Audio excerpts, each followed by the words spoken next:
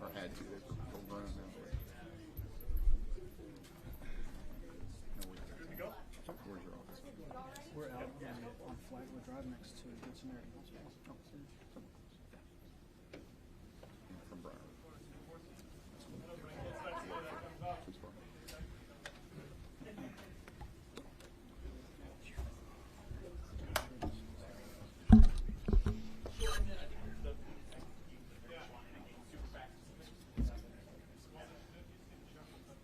Terry, come on. Get them in here.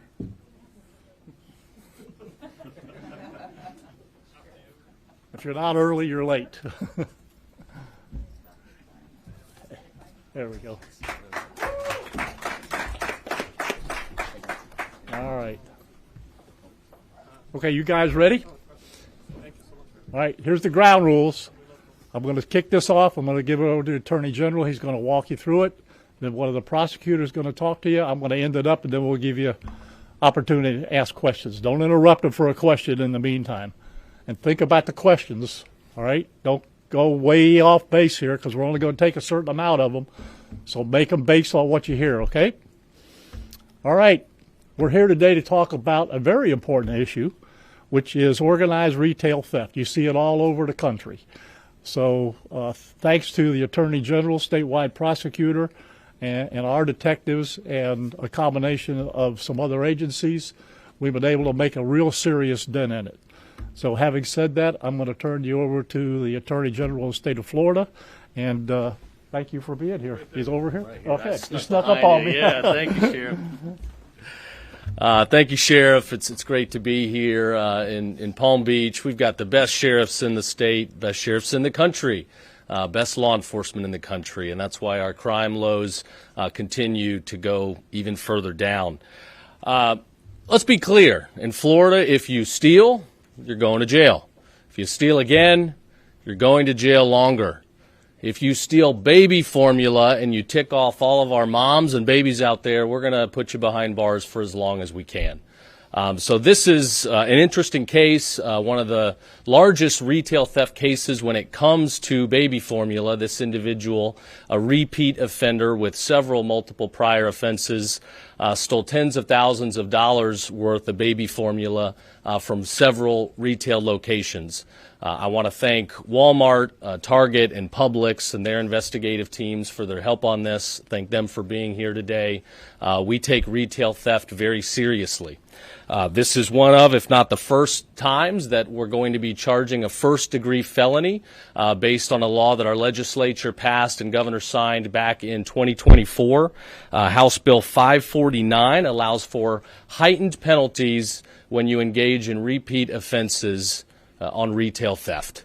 So we stand by our retailers. We're going to protect them. We're going to protect our state, our consumers.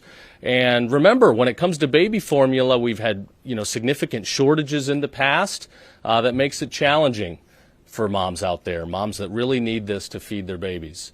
So we're going to take retail theft seriously. We're working together with our big stores across the state as well as small businesses. And we continue to see ties between retail theft and the open border problem that plagued our country for many years. People don't think about the dangers of the open border and retail theft, but it just shows how many connections there are. When you have criminal organizations and cartels bringing illicit products, drugs, trafficking into our country, spreading across the country into communities everywhere, it results in various other crimes that happen at the local level. So I want to thank our law enforcement again and our Office of Statewide Prosecution for bringing the heat. We're going to set an example. If you do the crime in Florida, you most certainly are going to do the time. So with that, I'll have our statewide prosecutor who was lead on this, Chris Olowin, come up for a few remarks. Thank you very much. Good afternoon, everyone. First, I want to thank Attorney General Uthmeier and statewide prosecutor McVeigh for providing my office with the resources and support necessary to investigate and prosecute these cases. The Attorney General's office has made an ongoing commitment to investigating and eliminating organized retail theft in the state of Florida, and a major key to this success is the collaboration between law enforcement, prosecutors, and the retail partners as well. I want to specifically thank the Palm Beach County Sheriff's Office and the South Florida Criminal Apprehension Team for their hard work that they put into this case. I specifically want to thank Detectives Chris Apple, Mark Reamer, and Jessica Vasco, who all put countless hours into investigating this case.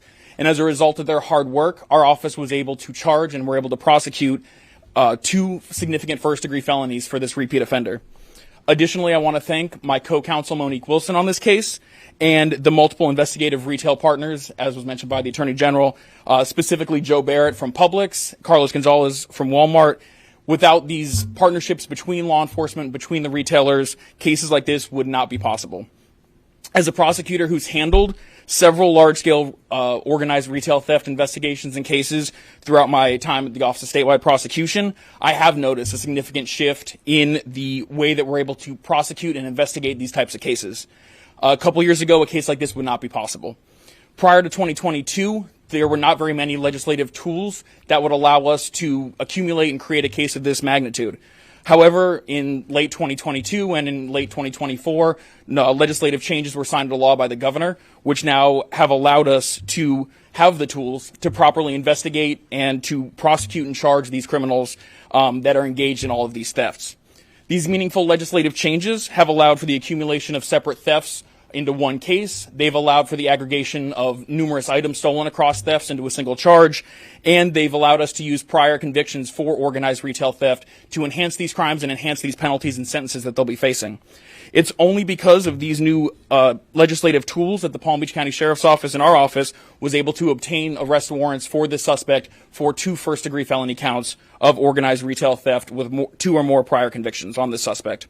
Additionally, it's because of these legislative tools and it's because of these legislative tools that this suspect and suspects in the future will be able to face meaningful sentences for serial retail theft across the state. Thank you. Thank you, Chris. I'll say one more thing, Sheriff, and then I'll turn it back over to you. You know, today's another good example of why soft on crime, lenient sentences, early releases do not work. This individual, again, he had committed over 3 prior offenses, had served, I think, 2 years behind bars. He gets out and he immediately starts doing it again. Over 50 examples of theft when it came to the baby formula. We all are aware of the tragic murder on the train in North Carolina. The offender there had been released 14 different times on prior offenses before committing that horrific tragedy. Last week in Polk County with Sheriff Grady Judd, we announced over 240 arrests of human traffickers and child predators. Those offenders combined for almost 700 prior offenses. So as long as I'm AG, we are going to be tough on crime. We are going to put people behind bars for as long as we can. We are going to push for accountability. So thank you again, Sheriff Bradshaw, for having us. Really appreciate the cooperation and working together. Thank you. Okay.